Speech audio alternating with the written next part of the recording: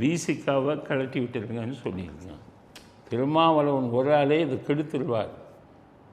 அந்த கம்யூனிஸ்டுக்காரனையும் கடத்தி விடுங்க.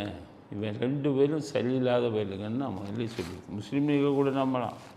அதனால திமுக சவாசமே இருக்கக்கூடாது அப்படின்னு சொல்லிக்கிட்டே இருந்தேன். இப்போ பாட்டாளி மக்கள் கட்சிகிட்ட பேசிக்கிட்டு இருக்கான் விஜய் சைடில். பாட்டாளி மக்கள் கட்சி அன்புமணி, சௌமியா அன்புமணி அவங்களுக்கு ஒரு மந்திரி பதவி கொடுத்துட்டு 5 எம்எல்ஏ இருக்கவங்ககிட்ட 5 பேரையும் இவங்கள உள்ளே வச்சுட்டு இந்த கம்யூனிஸ்ட்டு பாட்டாளி மக்கள் கட்சி 2 பேர்த்தையும் கழட்டி விட்டுடலாம் அப்படின்னு திட்டமிட்டு கொண்டிருப்பதாக செய்தி வந்திருக்கு. நல்ல செய்தி. திருமாவளவனை என்றைக்கு அந்த பதவியை விட்டு தூக்குறீங்களோ, என்றைக்கு கூட்டணியை விட்டு தூக்குறீங்களோ, அன்னைக்கு தான் அந்த கூட்டணி உருப்படும் அப்படிங்கிறது தான் எங்களுடைய கருத்து.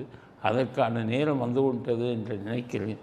சௌமியா அன்புமணியை மந்திரியாக்குறதுக்கான முயற்சி, இவர்களை வெளியே விரட்டுவதற்கான முயற்சி, அதனால் அதுவும் நடந்துகிட்டு இருக்குது அப்படிங்கிறது ஒரு நல்ல விஷயம்.